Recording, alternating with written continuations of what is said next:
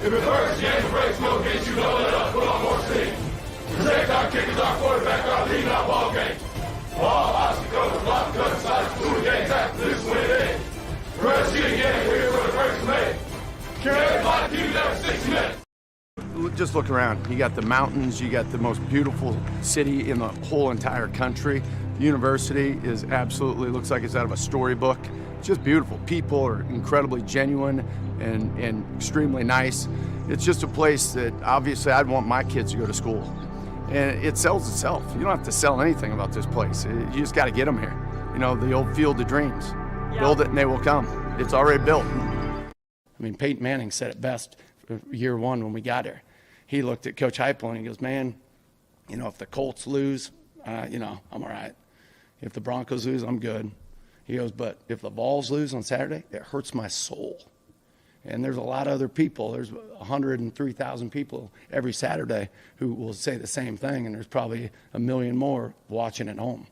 So it's like 99% of the people in this world want to be great. Would you agree with that? Yeah, they're called wannabes. 1% work to be great. Drop the mic on that.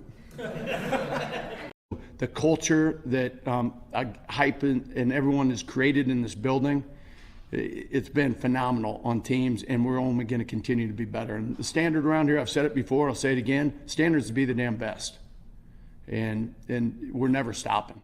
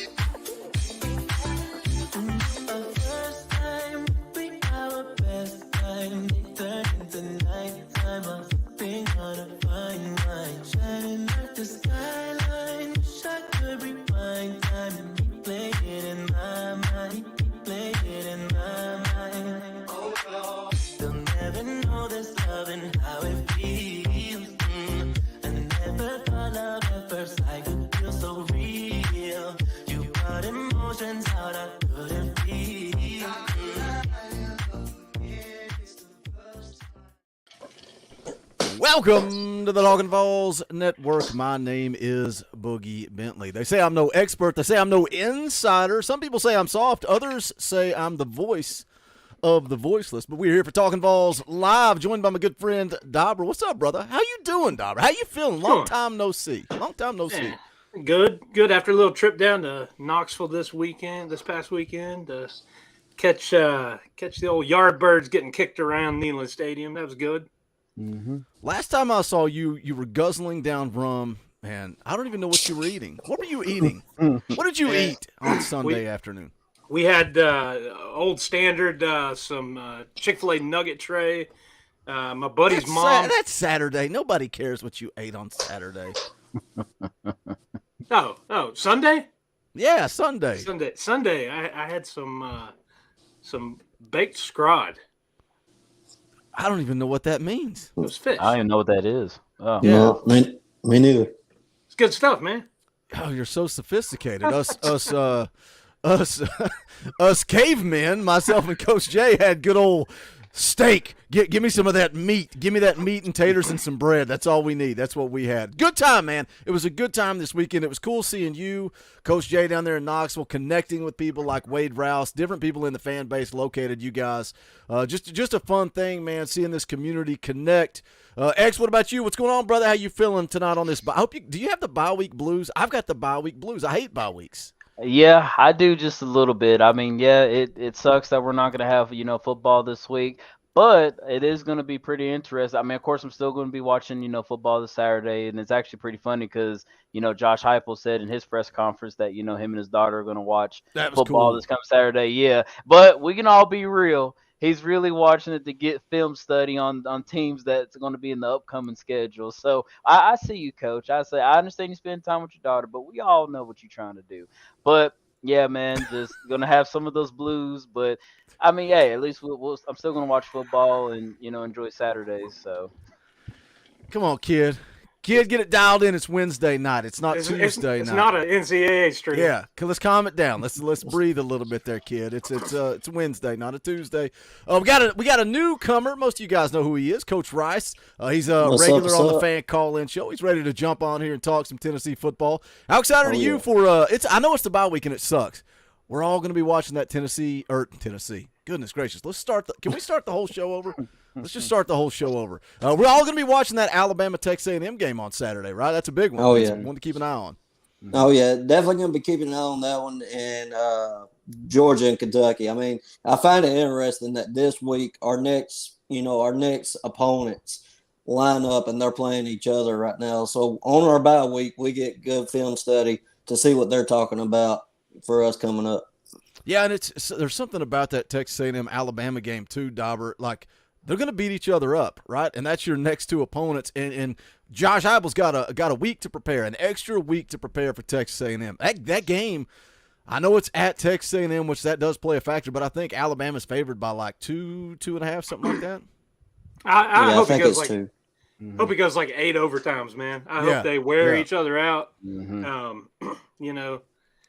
It's a good thing when you're coming off of a week of rest and who you've got up is coming off what's going to be a tough sled. So it seems like we always get people off of a bye week in those big matchups. So it's good. It's good to kind of catch one in our favor. I think that's what – isn't Kentucky coming off of a bye week? Yeah, with us. Yeah, with us. Yeah, that's what I thought. What I thought. Got a couple of super chats here real quick. Noah James for $2. Appreciate that, brother. Says, Dorothy, let's get healthy this week, then compete. Thank you, Noah, for the super chat. Andrew for $20. $20 ain't cheap, and guess what? It's an Orange Boy. And speaking of Orange Boys, there's a new emoji in the chat for you guys to play with for those Orange Boys. Drop those custom Talkin VAWLS emojis. Let's see those Pat McAfees in the chat. We'll play the clip. Rocky Top, you'll always be. Andrew for $20 says, my 10-year-old stepdaughter asked to go to a game for Christmas last year. We're going to the A&M game for her first one. Any words of encouragement, advice for her from the Vol family as she is here watching? You know what? Let me say this, man. I love that you can sit there with your 10-year-old stepdaughter and watch the Talkin VAWLS network. And sometimes we do get carried away. Sometimes we get a little raw. But for the most part, we try to keep it clean here on the channel for that reason. So that's cool. Dauber, this is a conversation we have on the regular. So let me throw it to you. Give this man some advice for her first time to Neyland Stadium. Soak it all in. Try to get there early. Catch the Vol walk, the band coming down, the atmosphere.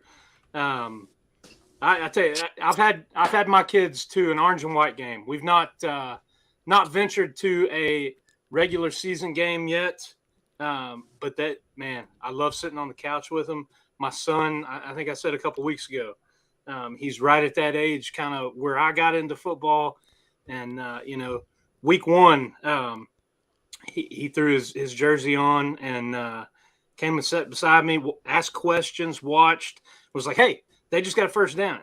All these little things. And I'm just like, man, it takes me back. It takes me back to when I was little growing up, watching games with my dad, my grandfather, my aunt, family members that have, been gone for a while. So it brings back good memories. And that's what you're creating right here. Just take it all in. let her enjoy it. You get there early enough, you can see the cheerleaders come in. If you're close enough at the Vol Walk, she'll be able to see them. Maybe even get a couple pictures. The band before the game, that's a definite must. Man, I look forward to the first games that I take my kids down to that are actual real games, because the orange and white game is something. It's a lot of fun, but there's last Saturday was electric in Neyland. It was so crazy. The dark mode, night game, the light show that they had with the night game. I don't know if you guys saw that on TV, any. It was phenomenal. And just kind of side note here, props to Danny White and everything he's doing. When he came in, he was talking about building the brand of the Power T, building the brand of Tennessee. And he's made so many good decisions. The game day atmosphere, and it's aided by success that the team's seeing on the field. And it kind of runs across the entire athletic department, basketball, baseball, football. Got a bunch of good coaches that support each other. Did you guys see the picture of Tony V celebrating Squirrel White's on the touchdown? sideline? On the sideline. Yep. Catch, yeah. I mean, it's just a lot of things going good right now. And Andrew, man, I'm happy for you. Happy for your stepdaughter. That's going to be a good time. Let me hit this real quick. Rocky Top Wave, member for 10 months. Appreciate that, brother. Just want to say love the show. And GBO, appreciate that. Tommy Johnson also becomes a member of the channel. Appreciate that, Tommy.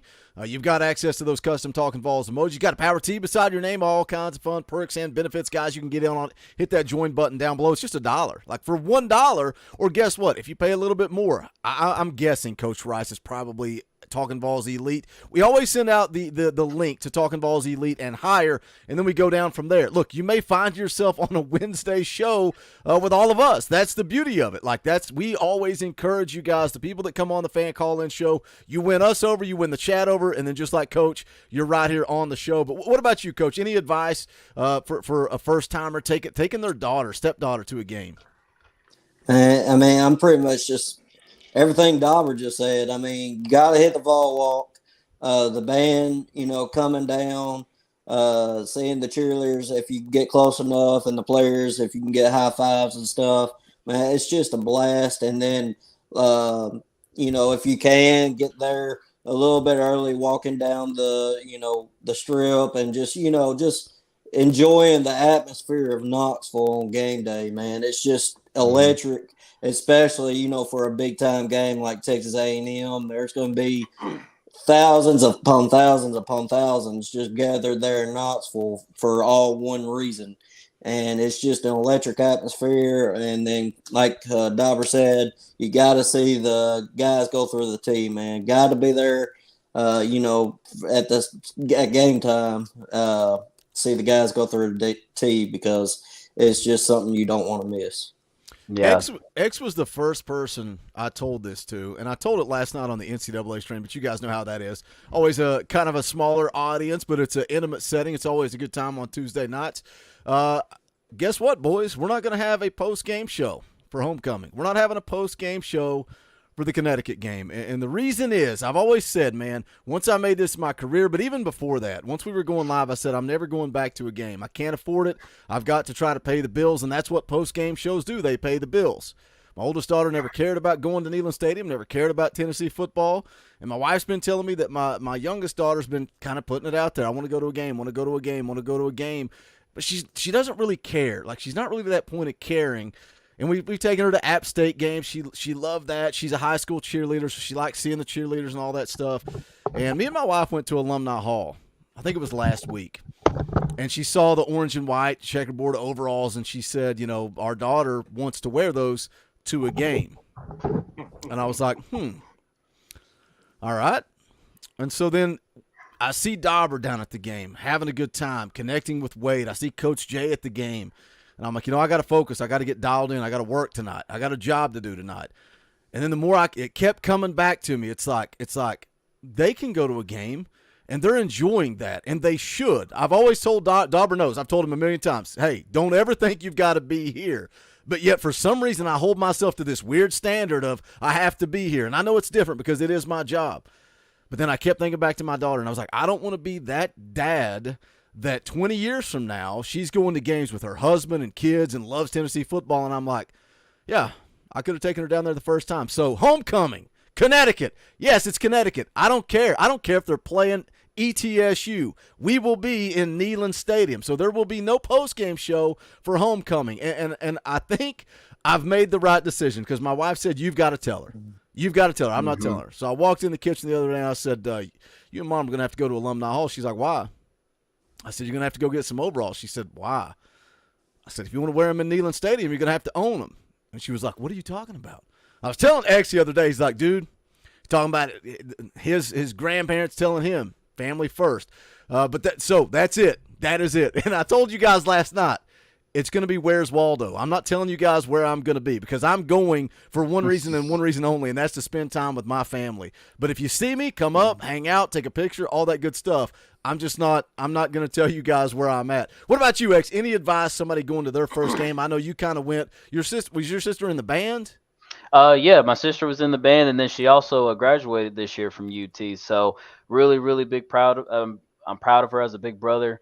I say as far as your first experience in Neyland, like what Dauber was saying earlier, man, just soak it all in, man. Like I said, it's just something about on game day, just the atmosphere of being in Knoxville, man. It's just such a home welcome feeling to know like bunch and thousands of fans that root for the same team. But it's just an awesome feeling. It's just one of those feelings you just can't really describe. So, but yeah, like I was telling, Boogie when we were talking about it, is that, yeah, man, listen, like what my great grandfather said to the rest of my family is that, look, family first. Whoa, excuse me, God first, then family. I mean, that's all we got in this world, and what better yet to spend family time is to take them, down to Knoxville at game day and just to have that experience. And actually, even my mom, because I took her to the Missouri game last season. And I mean, yeah, she was a little nervous because we were up in the nosebleed section, and it is a little high up in that section. If you sat there, you know. But I mean, other than that, she enjoyed the atmosphere. She loved, like I said, seeing the players coming down the ball walk. It was a good experience, and then even seeing them run through the tee. And then me and my sister, my mom, and my other sister and brother, we all walked through the tee during on the practice field where the band was at. My sister invited us to go and see them practice on the practice field, and it was just an awesome experience, man, just all around. So yeah, definitely just take a day, man, and just go down to Knoxville on a game day. It's really, really worth it. It's funny because, like, the Vol Walk. I love the Vol Walk, but once you've seen it, right? It's like I would rather be tailgating, hanging out, drinking a couple of beers, grilling some chicken wings, and it's like, no, she's going to be at that Vol Walk, and she's going to fall in love with that Vol Walk. Like Coach Rice said, get in there early. That was always my golden rule. Don't ever miss them running through the tee. That gets you amped up and dialed in and ready to go. Let me hit a couple of Super Chats real quick. Wade Rouse is in the house. What's up, brother? $5 Super Chat. Had a great time Saturday with Dauber. Glad to meet Coach J, too. Boogie, got to meet up with you next time I am in the great state of Tennessee. Go Vols. Where's Waldo? Come find Boogie at homecoming, and we'll hang out. We'll talk. We'll take a picture. I will make time for anybody that sees me. All the haters, come tell me you don't like the show, and let me know how that goes. It should be a good time. That's a challenge. That'll be fun. Bart Gentry for $1. Appreciate that super chat. Bart Gentry drops another $1. Nothing to say, just a couple of tips in the tip jar. Appreciate that, brother. Papa J for $5. If you can, get there by boat. Did that a few times with my buddy years ago. Ain't nothing like it. Can you imagine if I just go get a little John boat and just ride down to the Vol Navy and say, "What's up, boys? Crack one open for Boogie." Yeah, I don't have a yacht, but I do want to. That's the disappointing thing about going to a small game like Darby. You're talking about the atmosphere for South Carolina, and it's electric, and it's not going to be like that for homecoming, right? Like, you're not going to see the Vol Navy. They're not going to be out in full force. But I still think she'll fall in love with Tennessee football. Look, we're 20 minutes into this thing. Boogie, I don't know. You think the Vol Navy will be out? You go 3-0 in your next 3 games. Mm-hmm. Yep, that will make a Yep. difference. That's going to make a big difference. That's going to make a big difference going to close the season out. Yeah, I mean, if UTSA sold out, I'm pretty sure UConn can be sold out too. Yes, with it being homecoming, especially. Mm-hmm. Now, you struggle the next 3 games, then yeah, you're probably going to have a lot of people finding other things to do. Mm-hmm. Well, let's talk about the next 3 games. We got 200 people watching live. Hope you guys smash the thumbs up, share this thing out, all that good stuff. We got the bye week blues. I know numbers are always down in the bye week. Let's talk about the next 3 games, and I want to kind of do like not necessarily a report card, grading system, whatever. We're 5 games into the season. Tennessee's sitting at 4-1. That's what we're going to get into. But let's talk about the next 3 games, Coach. We got Texas A&M at home. You got Bama on the road. Then you got to follow that up with Kentucky on the road. It's going to get tough, and it's been interesting. I recorded Locked On Vols with Kaner this morning, and it's kind of like, yeah, we're almost halfway in the season. We still really don't know a whole lot. We've played 2 teams, Florida and then also South Carolina. Outside of that, we really don't know. What do you think about these next 3 games coming up? Well, I mean, 2 of the 3 teams I feel are one-dimensional. You got Kentucky, who's heavy run, and you got Alabama, who's heavy run. And then, Texas A&M's been a little more balanced ever since they made the switch to Max Johnson. We'll see, but I have a good feeling, especially about A&M because it's at home. I think our D-line is going to have something to say about that game. They got so much momentum going, and they're hearing people talk about it. I go and tell you, they're feeding off of it, and that D-line is going to keep working. And then Kentucky, I'm not scared of them, man. I mean, we're Kentucky's daddy. And I mean, that is true, but we cannot sleep on them. We can't sleep on them. But with what they're doing this year, literally, other than Florida, they've played the most piece of cake schedule there is. Mm-hmm. And then they struggled going into the Florida game. I mean, they were barely beat Eastern Kentucky. They barely beat. They were struggling with Ball State for the first half. And it's just, I'm not super impressed with Kentucky. I know Ray Davis is a beast, and I will give him his credit. But I just, 2-1 is what I'm seriously considering. Like, I know a lot of people think that's a win for us, but I seriously think 2-1 is what we're going to see after those 3 games. Dauber, what do you think? Because I think wins over A&M and also Kentucky, very, very realistic. Alabama, that's a tough one for me. The thing about Texas A&M for me is their defense. They are allowing 157 yards a game through the air, 96 on the ground. That concerns me, and I like Tennessee's defense. You know, I think it's getting better every week if you continue to play aggressive. What do you think about the next 3 games, Dauber? If you had to pick a record, what are you going with and why? I'm going to go 2-1. I think you get out of that 2-1. You've handled business. I guess I'm gonna go with the one being at Alabama, just based on history. And that's a big part of this. This team could go 3-0 in those games, absolutely. And I tell you one thing that I liked that we saw Saturday moving forward that I think is going to help this team. The presence of Mays on that offensive line, man. I tell you what, that the way he was able to just make those calls and checks at the line with the blocking, and it just seemed like everything flowed better. And when it's flowing better at that point, Joe's flowing better behind him. And everything just seems, there are still things that this team has to work on. Moving forward, there are things they've got to clean up. They had a couple lapses on defense again. South Carolina busted off a 63-yard, nearly untouched run. Couldn't wrap anybody up.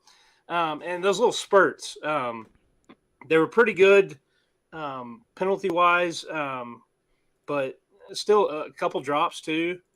I tell you what though, I think this team and it's coach speak and all that, but I truly think Josh Heupel has this team in a mindset.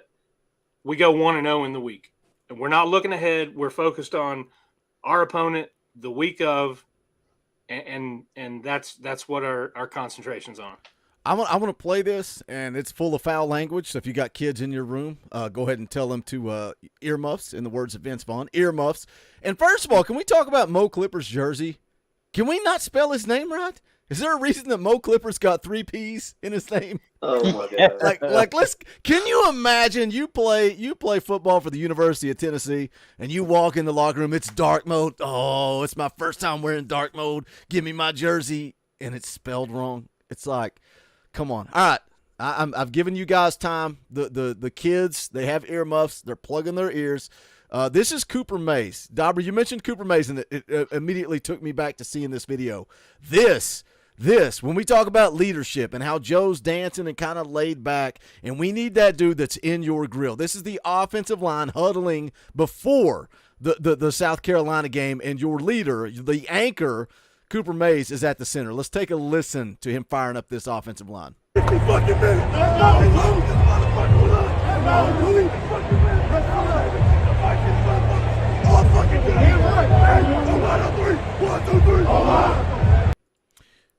I mean, I think he dropped 18 F-bombs in 12 seconds, but that's a dude that wants to go out and compete. That's a dude that wants to go out and win. That's a dude that wants to go out and dominate. And I loved his appearance with the media today. I loved his – like, that is – that's your leader on offense, not just the offensive line. The entire freaking offense is Cooper Mays. Oh yeah, most definitely, and that's why even like to this day, man, I so wish we could have had him in that Florida game. And I mean, we're just calling it just what it is. I feel like if Cooper was in that Florida game, things would have been completely different for us. I feel like we would have been on the winning side of the outcome of that game. But yeah, man, like I said, definitely like as far as leadership that we were all talking about, like, hey, who's that guy that's going to step up on the offensive line? It's definitely Cooper. I mean, it says, like I said, the video speaks for itself. But yeah, I mean, that's definitely a brother that you're willing to go to war with. I mean, day in and day out. He's a game changer. Oh yeah, he's a game changer. What do you think, Coach, about though? Let's talk about the South Carolina game a little bit. I love the free flowing conversation. I didn't make hardly any bullet points. I was like, JP's not coming. I think we'll still just riff, and that's what we're doing. That's what I love about this channel. But They weren't. I don't really think they were going fast in the South Carolina game. I think the first half of UTSA they went really fast, and at times against South Carolina they went fast. And a lot of people were saying, "Oh, the tempo's off because Cooper's not there." I don't think that's the identity of this football team to necessarily go fast this year. I think with the way we're playing, more run based, and not having to put so much on Joe. And part of it is Cooper getting back in game shape. That tempo wears on you. And so if you're going to have a prime Cooper for a full drive, you may have to slow it down for a little bit. I just think that was part of the game plan. And especially when we built the lead, that was just something going into it. Because in the first half, we had a little more tempo than we did in the second half, especially the first couple of drives. They were still – running snaps, running plays as quick as possible. But I just really think a lot of it was going into what the game plan was with Cooper being his first game. I think you see it ratcheting up a little bit going forward. I mean, maybe on the road at Alabama, maybe slow it down, which I don't like because that's just part of our identity. But does the way we play with us grinding, depending on our defense a little bit more and our run game, do we just stick to that and slow it down at times more instead of going up tempo the whole game? But that's just something we're gonna have to see going forward. Yeah, and I mean, it's just like what I said, like in the post game, after it, like I think that this year that the roles have definitely been switched. Our offense last season was definitely our firepower. I mean, Mhm. score. And yeah, we struggled on defense because, of course, we didn't have any depth. But now with this year, you got the defense that is like saying your anchor that's going to go out, make stops, and try to get us that lead. And our offense is just not just like it was last season. So, and of course, we could see more and more potentials of it going forward. I really do believe that and trusting Yeah. this coaching staff for that. But I mean, I think we just all have to just kind of just accept the fact that our defense is definitely elite this year, and our offense, it's still good, but it's not perfect, and that's just something that's just wait to be seen. One I, more thing, one more thing, and then I'll Keenan Peely. If when he comes back, I'm thinking there's a chance. Uh, just things I've seen, maybe back by Kentucky or by the homecoming. Mhm. If he's back for that, that changes, especially against Kentucky with the way they run the ball, north and south. That changes things dramatically. I mean, yes, we've liked to see what Arian Carter and what Elijah Herron's done recently as far as growth goes, and Jeremiah Lander. But does Keenan Peely coming back fix some of those, gap assignment mistakes that we've had, on those big plays that, South Carolina had the 75-yarder, Trevor Etienne's, but that was partly just missed tackling. And then the one that UTSA had. So getting him back does the gap assignments and make our defense just that much better. That's what I'm thinking. When Kenny Peely comes in, that makes the defense even that much better. Mhm. Yeah, I was going to say, Coach Jay threw it out in the chat there, talking about Cooper being back, talking about the pre-snap was much faster, and him getting the Mhm. call out, and I think because of that, the offense ran more efficiently. Not necessarily faster. I think they ran more efficiently. They were getting the right block call. They were not missing a guy or letting a guy run free. And you look going back to the South Carolina game. Look at the play calling. It was nearly 50-50. It ended up 239 yards passing, 238 yards rushing. And that shows that the offensive line is doing their job, and you're able to, you don't have to, like in Florida, we were trying to throw it all over the place because we could not run the ball. Ended up, Mhm. I think, with a 3 yard a carry average, not getting anything going. And a lot of that was dictated by the poor first half and getting in the hole.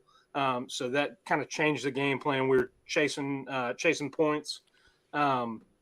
But I think it is also has to do with kind of the trust in Joe Milton. And I know being on the road is a completely different animal. But listen, what we're talking about the next 3 games, 2 of those are on the road. So Mhm. I do think that you get a bye week, let everybody kind of get a little healthy, and then A&M at home, another game for Cooper to kind of get his legs back under him Mm-hmm. and back in playing shape. And I think this offensive line is going to continue to click and get even better because now, we've said it for the first 4 games in the season. Oh, well, is Cooper going to be back? He's listed on the depth chart. It'll be Of course he good. is. He's not back. So the offensive line has played well up to this point, but you've had guys playing not necessarily in their position of strength. And I Mhm. think it showed, and I think it has hindered the effectiveness of the offense, and it has hindered the tempo that they want to play with.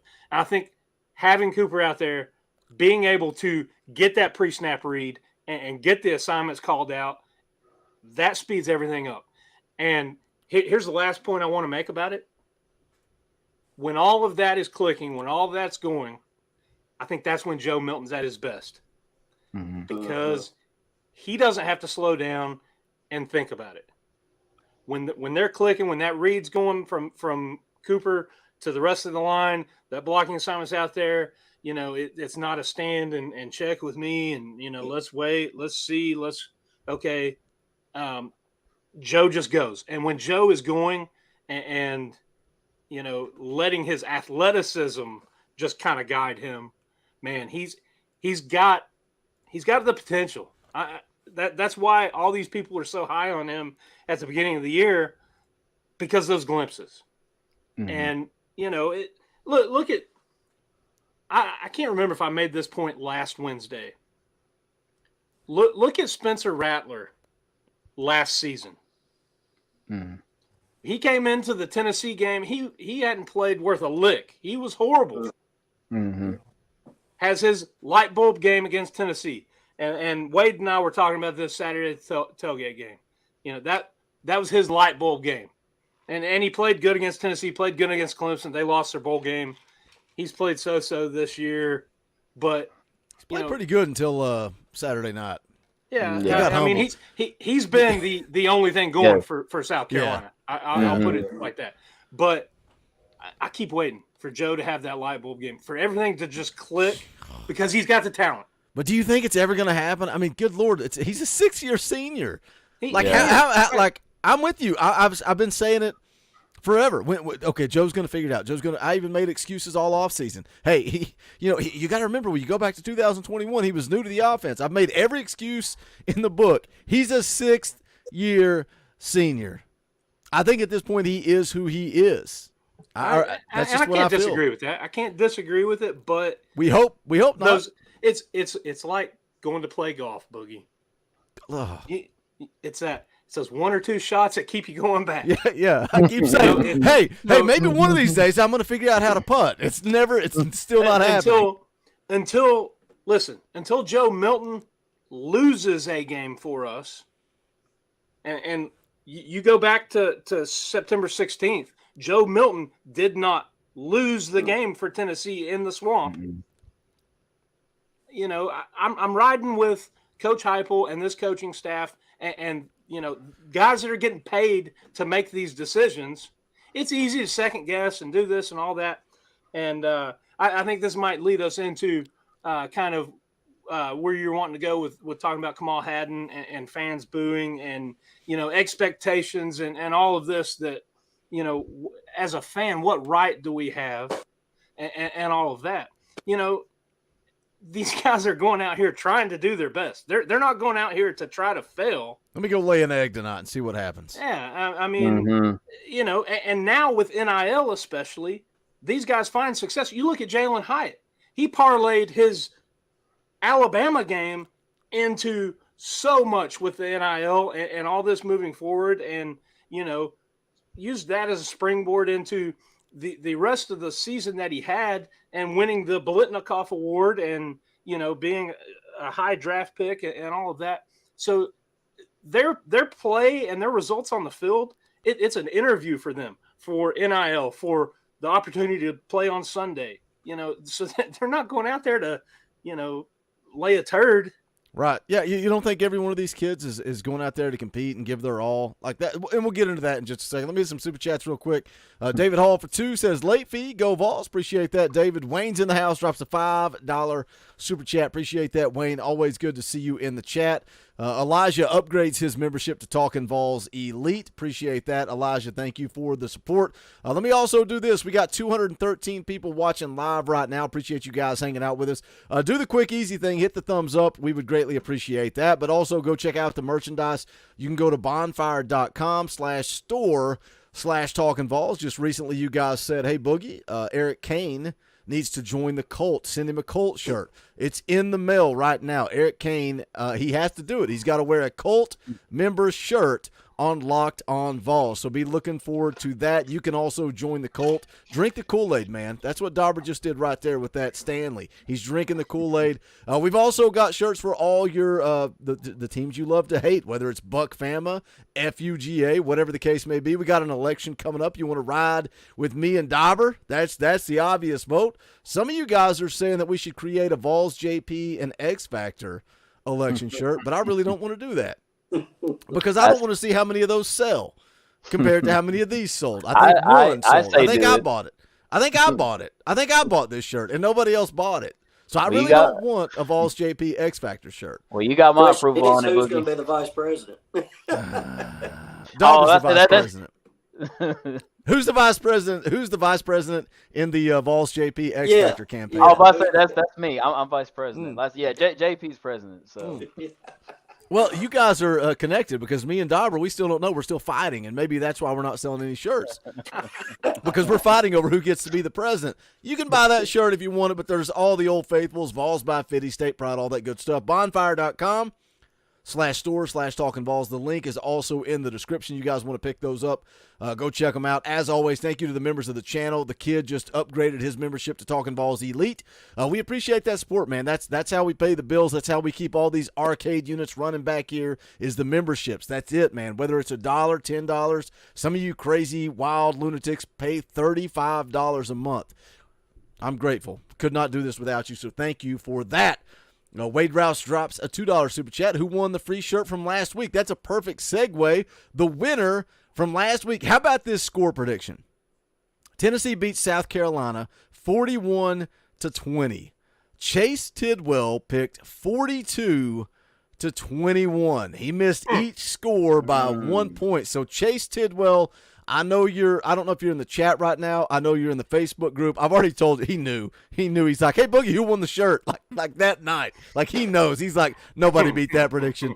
So Chase, we'll get together. Message me on Facebook. If not, I'll message you because I know you're in the Facebook group. I can find you really easily. We will send you whatever shirt you want. You want a hoodie? Whatever. It's coming your way. You were the winner for the Pick'em last week. All right, we're caught up. Let's get back into the groove of things. I do want to get into the Kamal Hadden thing, but I kind of want to talk about look, we're 5 games into this thing, right? We're 4-1. Tennessee's at 4-1. You got a tough stretch coming up. We kind of already buried the lead with that, talking about Texas A&M, Alabama, Kentucky. Let's look at numbers right now. Tennessee offensively scoring 36 points per game. That's good for 30th in the country. Defensively, 17.8 points per game. That's good for 27th in the country. 5 games in, we're almost to the halfway point, man. We only get a limited number of football games. We're almost halfway through. Those are the numbers. Numbers don't lie. I know the back half is a little bit more loaded. It's all right. We'll get into that. Passing offense, 235 yards per game, 9th in the SEC, a little down.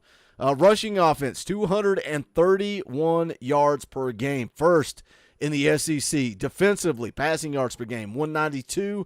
Rushing defense, 115 per game. Obviously, this defensive line's playing good football, leading the SEC in sacks, number 2 in the country. The entire country in sacks. Guys like James Pierce, Tyler Barron, Omar Norman Lott taking over football games. Coach Rice, we're 5 games into this thing. Give me a little overview of what you think of this team. What is this football team? Who are you happy with? Where are your question marks? Anything that surprised you 5 games into this thing? Well, obviously, you're super excited with what the running back room is giving you. I mean, Jalen Wright, Dylan Sampson, Jabari Small have all been solid. I can't remember as far as fumbles lost. We're not. We really haven't done that much this year, if at all. And then the offensive line, I think, is something that we had our eye on as far as struggling. But if you look at their pure stats goes, sacks, I think we've only given up 4 or 5 sacks all year. One of the best in the SEC. Yeah, we're best in the SEC. So you can't take that away from them. They're doing something right. I know part of it is the scheme in which we run, and that we've also ran the ball, a good bit, and teams have to respect that. But so you got those 2 things. The defensive line, I think they, other than 1 quarter against Florida, has looked awesome. I mean, the whole year they're putting pressure on the quarterback. They're leading or up at the top of the SEC in tackles for loss, and they're just disrupting games. I mean, you saw it this week with James Pierce, Joshua Joseph, Omar Norman Lott, Tyler Barron. The whole group is just getting after the quarterback and wrecking havoc. And then, another thing, and you said it about Kamal Hadden earlier, the secondary, other than 1 or 2 plays, they really haven't given up any big splash plays in the pass game. I mean, a couple pass interferences, yes, and we saw that early, Kamal. But other than that, from the last few games, he's improved. I think for the last few games, he's really stepped up his game and, shut down half of the field. And that's without the Nico Slaughter, who is nowhere to be found. MIA. Where's the Nico Slaughter? Anybody know? Where is he? It's like, where's Waldo? It's like going to be you, Sarah, that UConn. So we'll see like how that improves. And then the linebacker group, it's young. You got Aaron Beasley, who's a beast. Hopefully, through this bye week, he gets better. I know he's dealing with some minor injuries, but he's still been playing like at a beast level. He's mentoring those younger guys. You've seen over the last 2 weeks, especially Arian Carter, get better over the last couple of weeks because he's finding his game. The game is starting to slow down for him. So I'm just super excited. I rate the offensive side B minus, C plus, and I rate the defense B plus, A minus. Other than one quarter against Florida, they're at an A minus for me. Now that second quarter against Florida and maybe the third quarter against UTSA, they're more about the C minus, D plus level. But average, I say B plus. I think the defense, and I think they're just going to keep getting better with the young linebackers getting better and keep getting maybe Keaton Peely back, and who knows about Danico Slaughter. Where's Waldo? What about you, X? What do you think? Any question marks? What excites you? Any concerns as we go into? I want to just say the back half. I know we got 7 games left. We played 5. X don't know that though. X is still trying to figure out how many games we play in a season. So, yeah, I shouldn't have even said that, right? I should have just thrown it to him. He'd be like, "Yeah, we're at the midway point. We got 3 games left. It's going to be a great back half." X, go with it, brother. What are you excited about? Concerned about? I mean, like I said, I am excited that, like I said, for the offensive line that Cooper is back. Hopefully, with him being back, that we will see a better performance from the offense.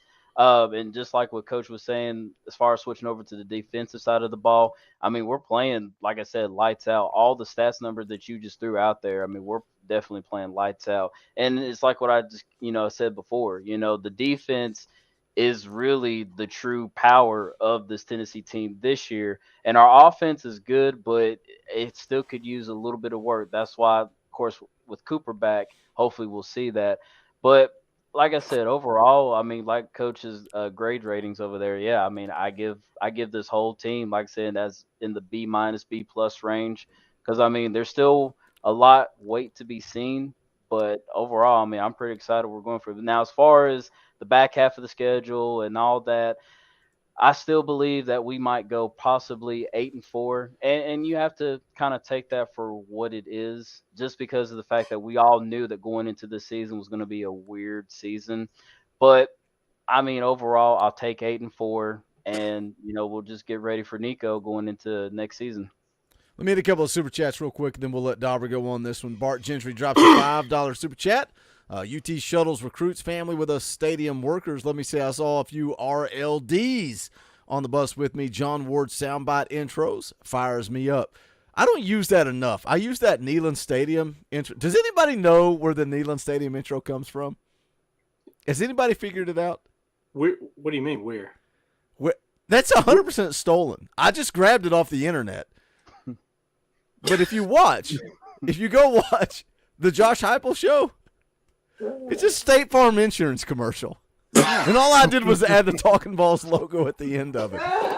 And, I just grabbed it off the internet and didn't think anything of it. And then I was watching the Heupel show, and I was like, oh, sweet Jesus, we've got 23,000 subscribers now, not 7,000. People are going to figure this out real quick. But nobody's ever said anything. But now you've told them. No, I know, because it's hilarious. It's so funny to me. Nobody has ever noticed. But if you watch the Heupel show, that's exactly, and it's like the music, it's everything. But there's a Talkin VAWLS logo at the end. Don't ban my channel, please. This is what pays the bills. Coach Jay, look at this coach. Look at Coach Jay in the chat for 5. Awesome to see Coach Rice putting in work, strength, and community. Football is family. GBO. Dauber, what? Like you saw it. You saw it Sunday. What did Coach Jay say when I was like, "Hey, man, Coach, Rocky Top Rules finally changed his name to Coach Rice. He's owning it." What did Coach Jay say? He's like, Good. "Let's go." He's like, "Let's go." Let's get it. He was excited, man. That's it, man. There's strength in numbers, and everybody that insults me and talks about how stupid I am, I don't know anything about football compared to some of the people in this community. So come on the fan call-in show, show your worth, show what you know, and look, you'll be right here beside us on a Wednesday night talking Tennessee football. That is what I mean when I say for the fans, by the fans. I will let anybody on this show, if they show they know what they're talking about, they got good, clean audio, and they in the chat digs him, man. The chat, you got to win the chat. That's it. You got to win the chat. Bob changed his name to White Lightning. Oh man, Bob's the man. He tweeted out today. He picked up a cult member shirt. He was repping it with pride. Bob's the man. Bob is the man. Dauber, what do you think, brother? What do you think? We're 5 games into this thing. 5 games in, I had us to this point 5-0. Pretty disappointed about what took place in Gainesville, particularly the first half. Gosh, it just stings, right? You look at the second half. They came out after halftime, made some adjustments, won the second half. But I mean, we've talked about it before. How many times has this team on paper been the better team and found a way to lose to Florida? Be it pre-snap penalties, getting behind and down in distance, just absolutely playing like you don't know how to play football. Just a combination of things. However, I said last week, moving forward, that doesn't change. That doesn't, take away the goals that this team has for the season. You look at LSU last year, the way they started, and then the way they kind of found themselves mid-season and closed out the year. This team, I think you've seen week to week, you've seen improvements, you've seen them clean things up, kind of right some wrongs, although you've had some kind of pop back up in subsequent games. But this team is getting better. So that's something that I can kind of look at and kind of have some positivity moving forward. Yeah, you've got tough sledding. You got a bye week, and then it's going to be 3 tough games. I think A&M will be a tough game, but we've got the edge being in Neyland.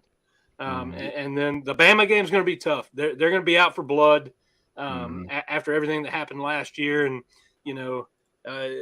everybody making shirts with the score on it, and all everybody that. Or just us. And, you can go pick it up at no, bonfire.com/store/Talkin VAWLS. Links in the description below. But it's just business. Man, Kentucky always plays us tough, but Not last year. I know, that's true. But we are to Kentucky what Florida is to us. That's it. Yeah, it's the reality, man. No, we are to Kentucky what Spencer Rattler thinks Tennessee is to South Carolina. The Super Bowl. The Super Bowl. Yeah, I mean that's. That dude's got a concussion. Clearly, I did not understand that comment. You look at the series history, and I think South Carolina's won 11 games against Tennessee. I love 29, 11, and 2. I love when Josh Pate came at him though, and he was like, "I'm sorry, sir. Oh yeah, Josh Pate. This was not your Super Bowl. I'm sorry." But yeah. Alabama last season was our Super Bowl. Yeah. Well, it's the weight of the world. And listen, he had all the right in the world to have a little swagger coming into the game after what he did last year. But like I said earlier, that was his light bulb game. That was his game that he went off and he kind of found himself. The kid has ridiculous talent, is able to scramble around and make things happen, play backyard football, but he's got his issues. They reared their head at Oklahoma. he tucked tail and ran there. Did not, Boogie said last year before the season, he had kind of earmarked the South Carolina game and said, man, I just don't, something about this game. I think it could be one. Which Spencer Rattler do you get? Right. Because he was a talented dude coming out of high school. Absolutely. Yes. Absolutely. But he had kind of, off-field, just, mental stuff. Yep. That's exactly. I think 100% that's what it was. He had that swagger and confidence, but his play wasn't matching up with that. And I think that rubbed people the wrong way. And then he transferred to South Carolina and really didn't play well until week 7 against us? Week Yes, 8, it was dude, it was a disaster because all I did was get annihilated the entire season. Hey, Boogie, remember what you said about Spencer Rattler? The entire season. And then guess what? Tennessee week comes and he balls out, and it's like, well, I don't want to be right now. This is not. It benefited me in no way. Thanks. But how many times Spencer. have we as Tennessee fans seen that? Somebody just out of the blue comes up and has Usually their a backup. coming out party, their game that puts them on people's radar. It's Florida every year. Yeah. Well, I mean, LSU did it to us. I don't even. You can't. It's just Tennessee. That's Tennessee for you. I don't know what else to say. It drives me nuts because, like, my dad, who doesn't even watch football, he's like, all right, that's Tennessee. I'm like, you're not wrong. You don't even watch, but you're not wrong. We got a super chat from Jeff Puckett dropping $30. That's an Orange Boy. We'll play the clip. Rocky Top! You'll always be. Jeff says, here's for another shirt for the closest score prediction for the Texas A&M game, if that's cool with you, Boogie. I always love when you guys send me a super chat for $30, and then YouTube's going to take their cut, and then I got to buy a shirt, and then I got to pay shipping, and then I got to pay taxes, and I lose money. Like, I get super chats to lose money. Like, that's what's happening here, Jeff. That's what's happening here, Jeff. Maybe we can do a giveaway for Texas A&M. But when you guys, I love you guys. I appreciate every donation. But when you guys do that, you're saying, here's 30. YouTube gets this cut. Taxes gets this cut. Shipping gets this cut. Boogie, I'm going to super chat you to lose $15. Does that sound cool to you? I guess, man. I love you, Jeff. Thank you for the super chat. We'll probably do a giveaway for Texas A&M. No, Jeff.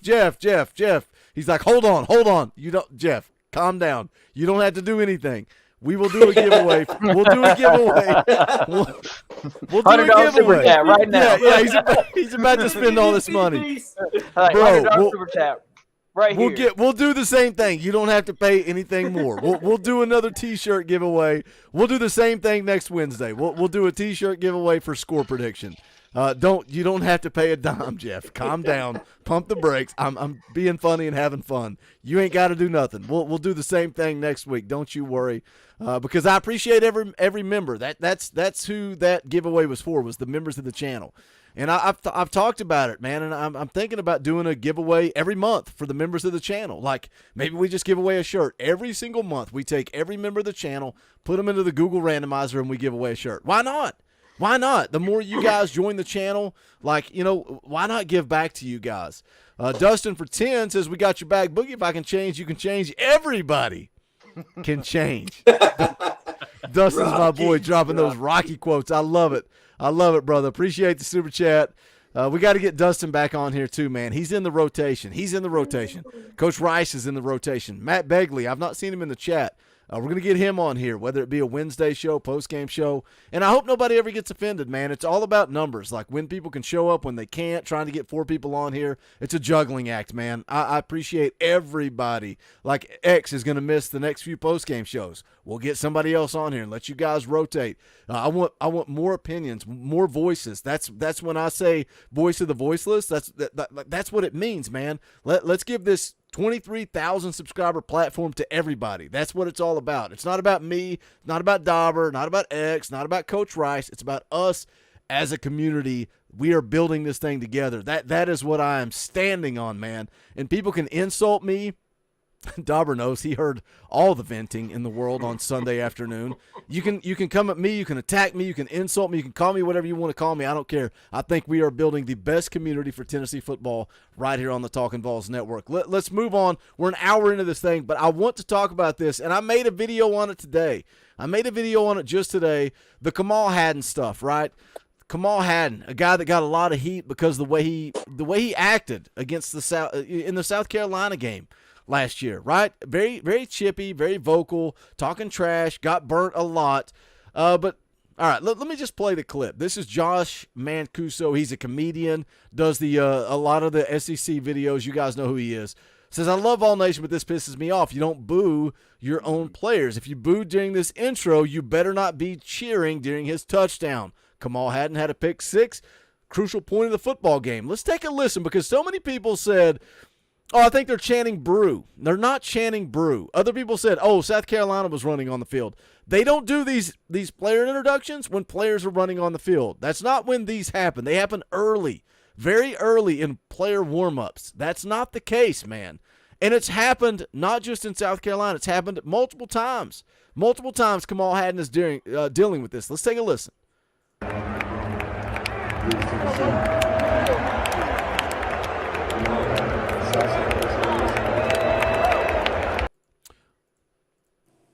You can hear it plain as day. You can hear it plain as day. This fan base booing Kamal Hadden. And look, I made the video on it today, talked about it, and probably 98%, probably 98, 99% of the feedback was positive. Don't boo your own. Don't boo your own. And then some of the people were, well, you're soft. You must have, Boogie, you must have come up in the mindset of participation trophies, which is comical to me. This has nothing to do with participation trophies. It's just like trolls on the internet, right? That think they can say whatever they want to you. They can insult you because they're entitled. They're entitled. Well, I don't like what you said. You're soft. You're weak. You're this. You're that. It's always insults. It's always insults. And my question, and Dauber, I'll throw this to you first. My question to the fan base was, if you want to validate this, if you want to say it's okay to boo your own, tell me how anybody benefits from this. And I'm not saying you can be mad at Kamal Hadden. You can criticize Kamal Hadden. We come on to this YouTube channel every single week. We give our honest opinions. That's what we do.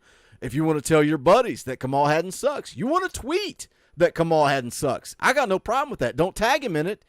Don't tag his family. Don't DM him. Don't DM his family.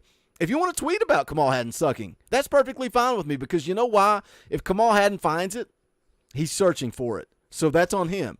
If you tweet Kamal Hadden sucks, he's searching for it. Don't tag him. If Kamal Hadden's listening to the Talkin VAWLS network, he's got a huge problem, right? He's searching for it. There's a difference between that and booing your own. Dauber, what are your thoughts about booing your own players? James Price says they booed him at the UTSA game too. Yeah, so stop giving me excuses. I don't like it. I don't think it's a good look, especially when you have recruits in the stands, visiting.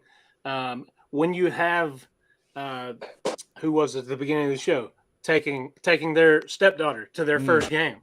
Mm-hmm. It's a bad look. I personally, have I booed in Neyland Stadium? Yes. Have I booed anybody that's wearing the orange and white?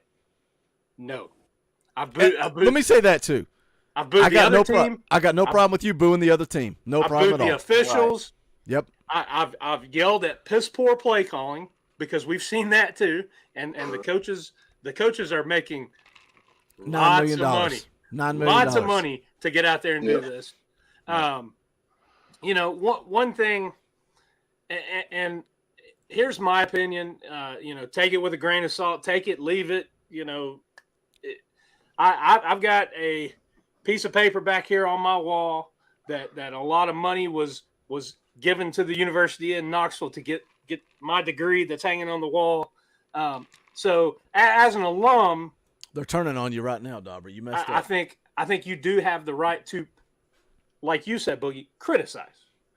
And as long as you do that in a respectful way, because here's the bottom line, and then I'll flip it to everybody else.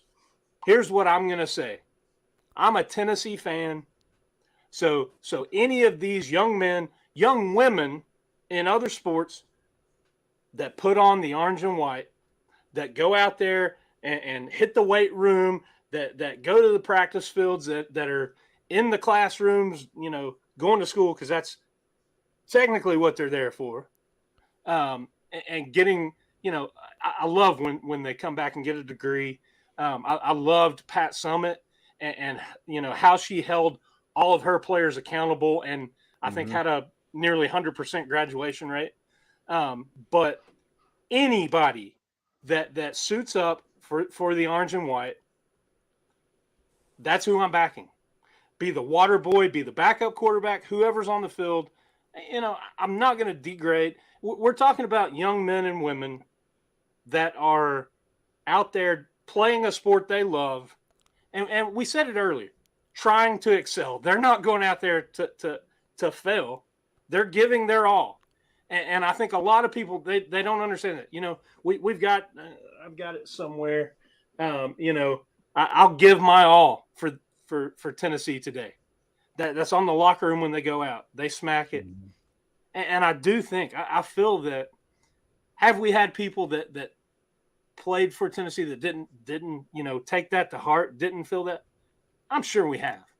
But you look at a lot of these players, you look at, the way they talk about each other, their coaching staff, how it's a band of brothers. I think that they respect playing for the state of Tennessee. They respect representing fans and people that have grown up in the state of Tennessee, and that's our university. Specifically, me as an alum, that's my university. I have great pride and love for that school. And anybody, I think the people that will boo one of our own players, I think it comes from a place, way deep down inside that ultimately is jealousy. Yeah, it's like being an internet troll. That's what it acutes to. They're out there doing something you that can't the person booing could never do. At the end of the day, those kids are either on scholarship or have put in the work and walked on to this team. And that is more than the majority of us on this stream tonight, in the chat, coming back in the comments. That's more than we'll ever accomplish. So, to be critical is one thing. To boo, it's a bad look. And that's where I'll leave it. Well, let me hit this real quick. Pit Boss, member for 10 months. Appreciate the support, brother. Says, simply put, you don't want to be booed. It's simple. Pull a Trey Smith and play hard every snap, every play, fight, and leave it on the field. You don't think Kamal Haddon's playing hard? Like, you don't think he's out there trying to compete? Like, I love you, Pit Boss. You're a member of this channel. You support this channel. You're here all the time. I disagree with this take, and I just do. And that's the thing that I've found so crazy about this. Do you happen to have his stat line and the, what was it, Pro Football, his grading out?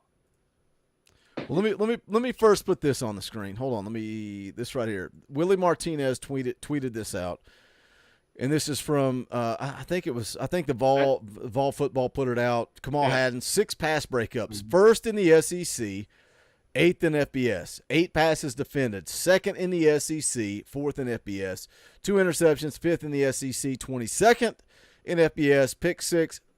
He's got 1, 2nd in the SEC, 3rd in FBS. But PFF grades, Pro Football Focus, his coverage grade, 86.0 from PFF. That's elite. That's an elite grade. That is the 7th best in the country amongst all corners. So his coverage grade is 7th best in the country. It shows that he blankets receivers. He's allowed 10 catches on 26 throws. That's good for 38.5% completion percentage. Those 10 catches have only gone for 64 yards, has 5 pass breakups, had 3 for all of 2022, also has 2 interceptions. The second interception was particularly impressive. This is coming straight from A to Z Sports. As he anticipated the ball flying over the receiver and was in position to make the play, that resulted in the pick six. But my thing is, again, going back to this comment from Pit Boss, like why, again, man, I just keep going back to what I deal with on a daily basis. The people that throw hate at me, the people that throw shade at me, they dream they would give their left leg to come on YouTube and talk Tennessee football and get paid twice as much as they got paid on their day job, right? Let's call a spade a spade. I'm a trust fund baby.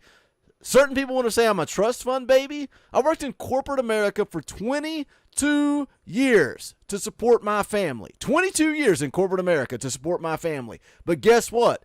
YouTube was paying me twice as much as that day job. What would you do? Would you keep working for corporate America? Or would you come work and do what you love, covering Tennessee sports on YouTube? So it's all jealousy and hate, and it's, Kamal Hadden should be better. It's entitled. You're entitled. I said this today on one of the stupid comments I got on that video. It's like, you're mad at Kamal Hadden because he's not living up to some stupid standard that you're creating sitting in your living room? Like, are you kidding me? Like, do you know how much work these kids put in? And it's not about, participation trophies, Boogie. It's not about that, man. Do you realize what Kamal Hadden does on a daily basis to get ready to go play Tennessee football? And then not only that, all the numbers we just read off, he's playing pretty good football. But some of you guys hold this personal vendetta against him because he talked some trash and he got burnt against South Carolina a year ago. And I said he would not be defined by that game. That game, coming out of it, I said Kamal Hadden will not be defined by that game against South Carolina. He will not. And here we are, 5 games into this season. He's playing pretty good football. I will say that I was not a big fan of how he acted last year in Columbia. Sure. But did you tag him in that? Did you tag him? Did you DM him to tell him that? But a lot of this negativity surrounding him, especially this season, is based off of what'd you say? He'd given up 10 catches? Yeah. 10, let me go back. 26 targets. Yes. 26, yeah. Yep. So giving up 10 catches, I think 38% completion percentage against Kamal Hadden. But it stems from the 2 PIs that were a bad look because he didn't turn his head around based on the view we saw on TV. Yeah. Well, and it's just, like I said, just to give my quick spiel about, this whole booing and stuff like that. Listen, Vol Nation, Vol fam, you can't be doing this, man. Like I say, it's embarrassing. It's shameful. And like what Dauber was saying earlier, think about the recruits that's coming to visit, going to these night games, going to this atmosphere in this environment. And then once they come, they're going to sit and think in the back of their head like, yeah, the atmosphere is great and all, but they're booing Kamal Hadden over here all because he had a few bad plays or, a few PIs and, you know what I'm saying? Of course, like the poor tackling he did against, in Florida with the whole shoulder check thing. I still don't know what that is. But even so, yeah, we can sit here and get pissed at him for, not tackling right or, not turning his head against the PI. But this brother suits up in the orange and white every Saturday for our entertainment. And we don't know what this brother goes through day in and day out during practices, going to class and all kinds of things. So we just got to just stop this, man. And like I was telling Boogie earlier, I have a love and hate relationship with our fan base. I really, truly do. Like, listen, I love that we're so passionate that, we would just, I don't know, we would just do anything just to give our all for Tennessee and to watch us succeed and to get back into winning national championships and SEC championships. And it's like what I said on the previous streams before. Listen, Dauber and Boogie, these guys were spoiled. They got to see Tennessee in their glory days. Well, I haven't, and that's something like I see that we're slowly working towards to getting back to that. but it's just gonna take some time, guys. Like, I understand we want to be like Alabama and Georgia. I get that, but you can't just be booing a brother that is willing to work his butt off to try to perform for us every single day. You just can't do it. Let me hit some super chats. Then I'm gonna get Coach's opinion. And let me say this. Pitball says in the chat, booing is wrong. I do agree. However, that's after he dropped a $10 super chat and says, as I've said several times this year, he's gotten much better. Still has work to improve. Yeah. We all go to work and do our jobs every day. If we don't get up, we get in trouble. If we don't, if we don't up, we get in trouble at work. Come on, man. We all go to work and do our jobs every day. If we don't, I'm assuming he says means to say, if we don't get up, we get in trouble at work. Come on, man. Yeah, we do. We do. And you don't think Josh Heupel's jumping his butt? You don't think in the film room Josh Heupel's jumping his butt? And again, I want to make it clear that Pitboss put in the chat, it's never okay to boo. He did say that, so don't go attacking Pitboss. I know how the internet works. But that's the bottom line, man. It's Josh Heupel's job. What does it accomplish? And I'll put it out again. This is what I said in the video that I made earlier today. What positive comes out of booing players? Tell me. I'm still waiting because nobody has been able. The only comments I've gotten is all about me. I want better. I deserve better. I paid money. Dauber just said it earlier. He graduated from the school. That's great. Congratulations, Dauber, on your degree. What do you deserve from Kamal Haddon? I'm just making a point. No, I know you didn't. I know. I'm just making a point. Right. You graduated from there. You gave money to there. Guess what? Some people donate millions of dollars to the University of Tennessee. What are you entitled to? Absolutely nothing. You're entitled to nothing. That is a decision that you made, whether you're a graduate, whether you're a diehard fan and you've bought season tickets for 40 years, whether you're a donor and you donate to money every year to the school, whether you support Spire Sports Group and you donate hundreds of thousands of dollars. Guess what? Doesn't matter. You're not entitled to boo a player. And please, somebody please tell me the positive that comes out of it, because I'm still waiting and nobody can do it. Evan Counts drops a 20 spot. Nothing to say, just a tip in the tip jar, but it's an orange boy. We'll play the clip. Rocky Top! Let's see here. We got Red Win for 5. I'm glad you made the video. I wasn't at the game, but I have trashed Haddon at watch parties after your video. I wish I hadn't said those things. No, there's nothing wrong. No, Red Win. Don't get it twisted. There's nothing wrong with expressing your opinion. And I say that as a content creator. There's nothing wrong with us, the four of us, coming on and expressing our opinions. That's perfectly okay, because I'm not tagging Kamal Haddon. I'm not putting it in his face. If he finds us, he's searching for this. That's on him, not me, not Dauber, not X, not Coach. That's on him. Jeff Bucket for 5. Let's not forget, when you boo a player, you're not booing a play or a call or a thing. You are booing a human being who is working hard. Jeff, can you change that to say you're booing a human being who is creating YouTube content? Can you change that? Because I get booed on a regular basis. But thank you, Jeff, for the super chat. Ryan becomes a member of the channel. Appreciate that, Ryan. Thank you for the support. You guys can do the same. Hit the join button down below. Coach, you've been patient, brother. You've been patient. What are your thoughts on all this? Man, I got a lot of thoughts about it, because coming from the coaching aspect of it, do you not think for us as coaches, we're not going to put someone in the game that is not giving their best effort every day in practice, not coming in, putting in the work, not being playing 110% on the field, not giving his all for his school, his community, his state? I guarantee you, Kamal Haddon would not be on that field if Josh Heupel saw that he was not giving his best effort for the orange and white. Because I go and tell you, Kamal Haddon, I'm sorry, it gets me heated a little bit coming from the coaching side of it. Kamal Haddon is 100% Tennessee volunteer. There's zero doubts about it. I know during the spring there was, talk about, hey, he might not be there. Well, guarantee during the spring he worked his tail off in practice to earn that starting spot. And Coach Heupel and Coach Martinez and Coach Banks saw that. And why is there a reason for him to get booed? Because I go ahead and tell you, it does nobody any good for you to boo somebody, especially making it personal, where you're tagging them on Twitter or Facebook or whatever, booing them at the game. Like Boogie said, what good does that do? What good does it do? What good does it do to recruits? They don't want to be booed. They don't want to be booed. In high school, what good does it do? What good does it do? Because they're working their tails off to make themselves better, make the team better, and and that way they get wins or they give their best effort to win games. That's all they're trying to do. They're not like you said. Ain't nobody's entitled to judge someone's effort. Someone's ability. But I will say you can judge effort. But I go ahead and tell you, Kamal Adden, yes, that type, but I think that was just a brain fart.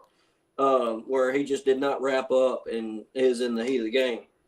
He's giving his best ever on every play, 100%, and I see it every day with high school players. They're giving their all. If they're trying to play, that's what they love to do. They're not going to go out there and have, and not play. And sorry I had to go on a rant. I thought you were going to. No, you're good. No, I love it. I love it. I thought you was about to throw me on the screen like JP does. No, I love it. I love it because it's spot on. And high school even escalates it even more, right? It's our high school quarterback. Like come on, it's Snake's nephew.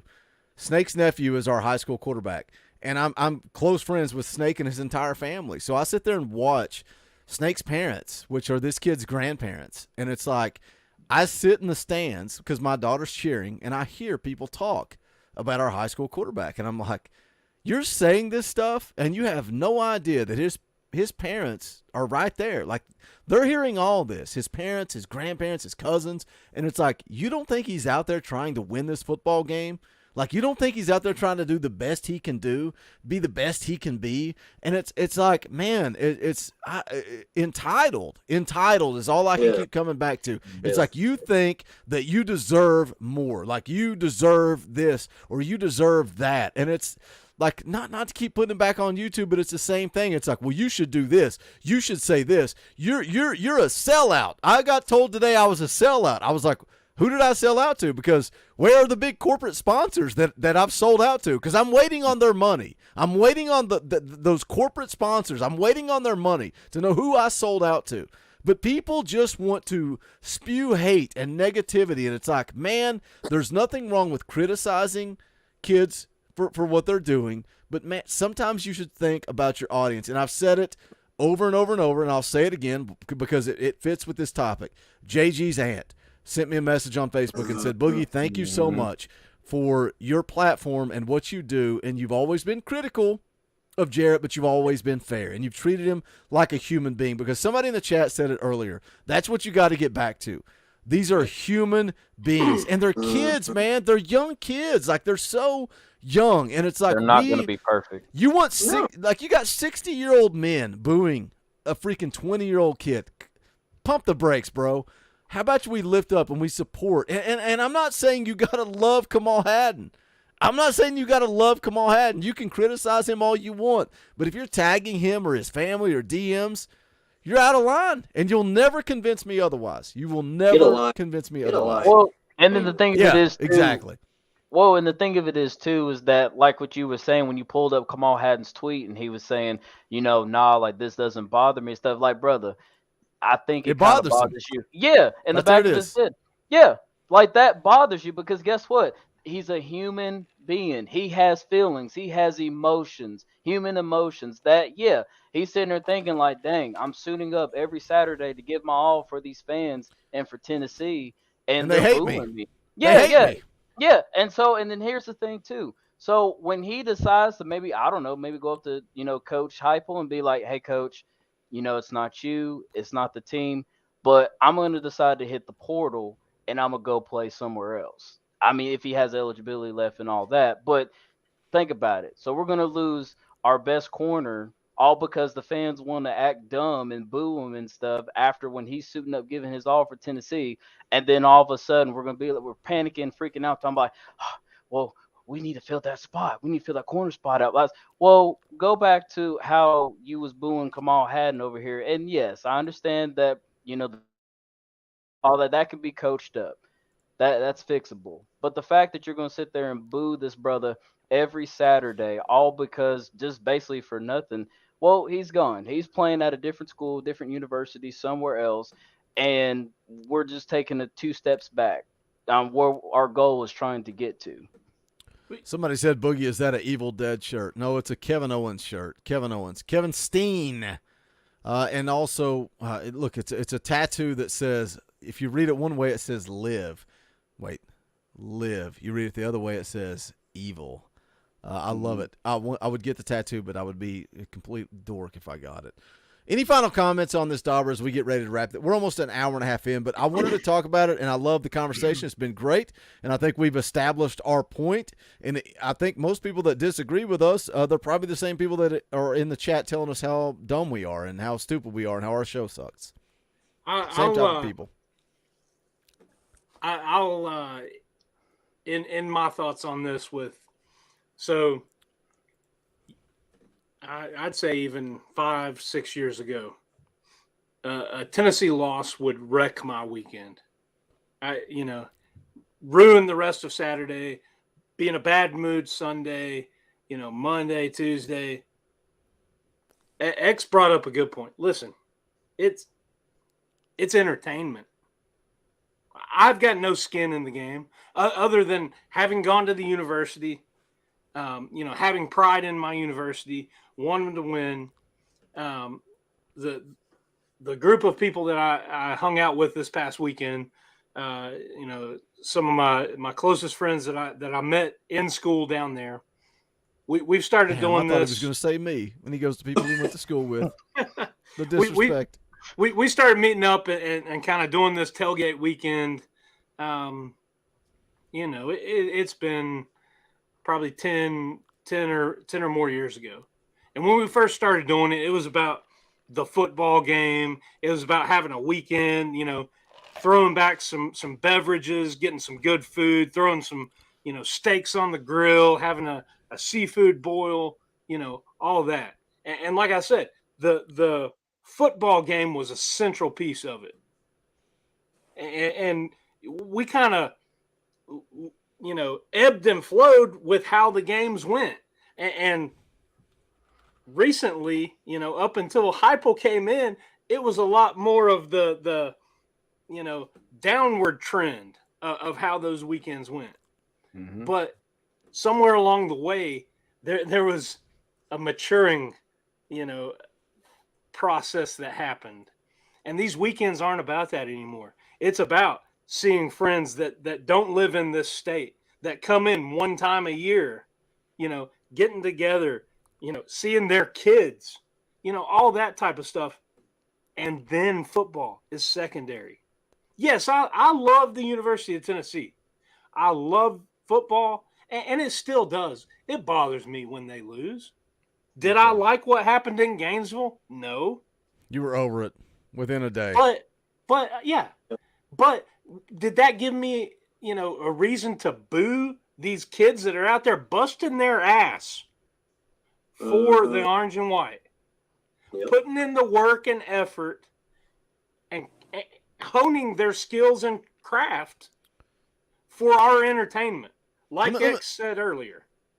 Let me come back to this because I want to play the other side of the argument. Jerry Wells says, high school kids doing their best for the love of the game. D1 college legal adults being compensated. Not even in the same ballpark, guys. So, Jerry, where do you work? Jerry? We're still humans. Yeah, where do you work, Jerry? Are you a Walmart greeter? Do you mow yards? Do you work at Sears? Do you want me to come to your place of employment and sit there and say, do you see Jerry? He's not shaking their hand right. Do you see Jerry? He missed this trim job. Do you see Jerry? He didn't do his job properly. Jerry sucks. Jerry, you're horrible. Jerry, you're a piece of trash.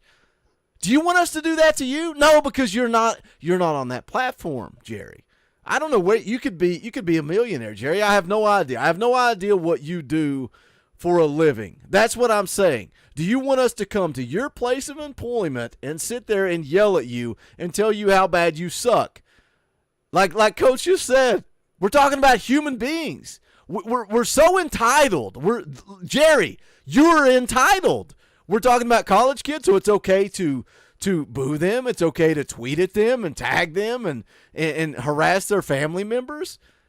Coach, go. I know you were about to talk, and I started yelling. Like, well, I mean, it's one thing. It's one thing that you're sitting there, you're talking about high school athletes for the love of the game. Yes, that's one thing. D1 college, I know they're older, mature adults, but you don't make it personal. Don't tag them on Facebook. Don't tag them on Twitter. Don't boo them at the game. Yes, it's perfectly fine. Like for us four who sit here and we can talk about football. Yes, do I think Kamal Hadden is our best corner on the team? And now stats are showing that he is playing good. But at the beginning of the season, did I think Kamal Hadden was our best corner? No, I thought Gabe Judy-Lally and Danico Slaughter should have been the starting two. But what do I know? I'm not out there watching them practice every day. Kamal Hadden may have been busting his tail every day in practice, outperforming the other athletes in practice, and so he deserved that spot. But it doesn't give us the right to go out there and boo them and tag them on Twitter, tag their family members on Twitter, Lord forbid, and talk trash to them. That you have no right to do that. It's okay to criticize, but don't go tagging them and making it personal. And it's just not, get a life. Personal is the key. And also to reply to Jerry, because I did see your comment over here in the chat talking about like, oh, you don't think this stuff happens everywhere? I mean, okay, I'm not saying that it doesn't. Maybe it does, maybe it doesn't, but it doesn't make it right.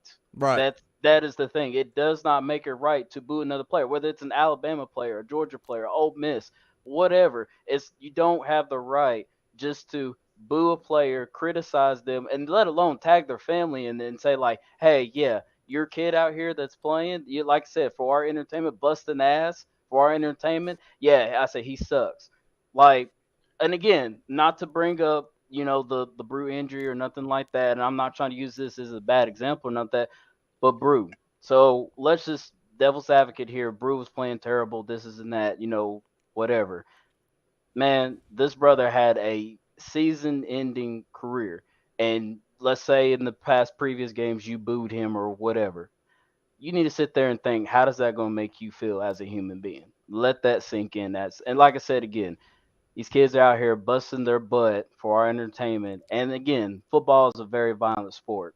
And we all seen what happened to Brew McCoy. So y'all need to really let that sink in before you sit there boo at these kids that they could seriously end their life in this game of football, as we all know. So it's like Jarrett Garantano. Death threats, really? Yeah. I mean, yeah, really? You're going to sink to the level of death threats and send it to their family over a game. Yeah, over a game. But yeah, take it a step further. I told Dauber the DMs that get sent to me, a dude that's just here to talk about the game. Like, I'm nowhere near their level. But that is society, man. That is society. They want to text me? Like, really? I'm just a regular dude. I'm just a normal guy, and you want to send me stuff? It's like, come on. I don't think it's a college football problem. I don't think it's a fan base. It's a society problem. Mm-hmm. Like, look at Jerry. He says, no, I work in the school system. I get criticized all the time. You get criticized. Do you want 100,000 of us to show up at your school and stand outside the building and say Jerry Wells sucks? Jerry Wells is awful? Like, is that what you want? You think it's fair to do that to Kamal Hadden? Do you want us to come do it to you? Like, God, it's society is the problem. No, here, being criticized is one thing, and we've said that. Yeah. But being booed. Yes. Being booed, booing somebody that is on the team that you support, I can't get in line with that. How do you support this team when you're booing one of their players? When you got 75 kids in the building? Can you tell me that through the first 5 games, this team is 4-1. Kamal Hadden is the only player that has made a mistake. Mm-hmm.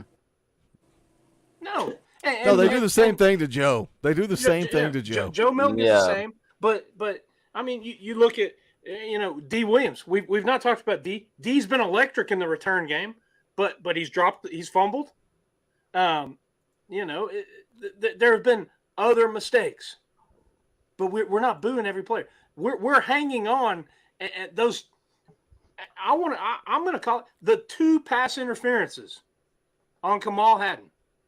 That is what people are hanging on. South Carolina game too last year. Last year, but I guarantee you, and Coach Rice, Coach Jay in the chat, they're going to tell you, one of your players does something on the field that gets put on tape, you're handling it in the locker room. Lord have mercy. Jerry, you're driving me nuts.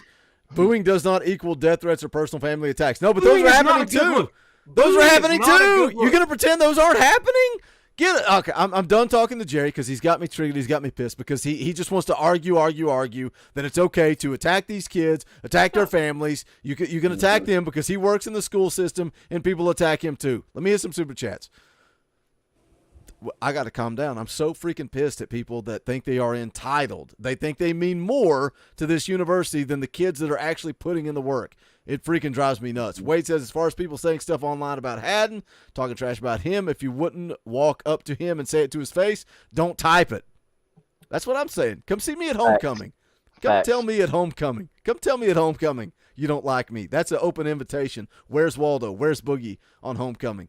Pan-seared ribeye for 5. People aren't booing Hadden because he makes mistakes. They boo him because he's talking smack and embarrassing the team even after he messes up. That's one game. How much You're not defined off of one game. You're not defined off of one game. Stop talking about South Carolina. It's over.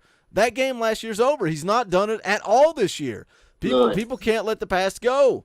Wade for 5 says, I stood right beside Brew McCoy's dad at the ball walk. You should hear what he was saying about how much work they put in. He had talked to him in the last week. Of course, they worked their tails off. They worked their tails off. Like these guys have said, they smacked the sign. I'll give my all for Tennessee. That's what these guys are doing, man. Nobody wants to recognize the sacrifice that these guys put in. Samuel Reiner, custom knives for 2. If nothing else, it hurts recruiting. Mm-hmm. Neyland Stadium was packed full of recruits. They were packed full of recruits. Coach Jay been a member for a year. Thank you, Coach. I've watched a kid die on the field. Put respect on them. Just like what I said, yep. 100%. Yep. White Lightning. I've damn near seen one. He got rushed to Vanderbilt. Bob for 5 says, how might our fans booing our players affect recruiting? Yeah, it's a problem. It's a problem, but the problem is it's just like the internet, right? The majority of this fan base, the majority of people that watch Talking Balls are amazing people. Probably 99% of this fan base is amazing, and it's positivity, and it's thank you, Boogie, for what you've done. Like Bob saying, hey, man, I live where there are no other Tennessee fans, and I get to come on and hang out, and this is my family. Coach Jay out in California says, this is my family. I love having this community. So many people have told us stories of I was at rock bottom. But you and Dauber and JP going live, this was back in the day, man, when it was just the 3 of us. You guys going live gave me some sanity. You guys gave me some peace. I enjoyed coming on. You guys were there in my darkest times. And then there's that 1% that want to tell you that you're a horrible human being, that you're this or you're that. And they don't know us from Adam. They have no idea who we are and what we stand for, but they want to insult you and tell you you're a horrible human being. I think that's the same thing with what we're dealing with here. But, hey, we got to wrap this thing up. We're an hour and 40 minutes in. This was a great show. I knew it would be a free-flowing conversation. I love it. We got to wrap it up, though. Smash the thumbs up on the way out the door. Hit the share button. It's not too late. Share this thing. Put it on Twitter, Facebook, Instagram. Let somebody know about the Talkin Balls Network. It's the bye week. It is the bye week. I'm taking the weekend off. I'm spending the weekend with my wife and kids. That's what I'm doing. No live streams on Saturday, Sunday. No videos over the weekend. Monday night. We're not doing a Monday morning show. I've already talked to Kaner. He's going to come on Friday with me and Coach Jay. So we'll make it up for Kaner coming on. But Monday night, we're going to do the fan call-in show. We normally do that on Sunday night. We normally do a Monday morning stream. We're going to do the fan call-in show Monday night, 7 p.m. You guys make sure you got that on the calendar. We'll get geared up for the Texas A&M game. We'll do the regular NCAA stream Tuesday night, Wednesday night show as well. Friday morning, myself, Coach Jay, all kinds of content coming your way. So make sure you guys are tuned in, dialed in, but we will be taking the weekend off. I love you guys. You guys support this channel. Sometimes it blows my mind. I'm grateful. I'm grateful for every single one of you. But we're going to get out the door for Dauber, for the X Factor, Coach Rice has been fun, man. I'm Go glad Vols. glad you jumped on here with us. We'll Hey, get Coach anytime. Rice. We'll get Coach Rice on more moving forward. But this is the Talkin VAWLS Network. My name is Boogie Bentley. Go Big Orange. Go Big Orange.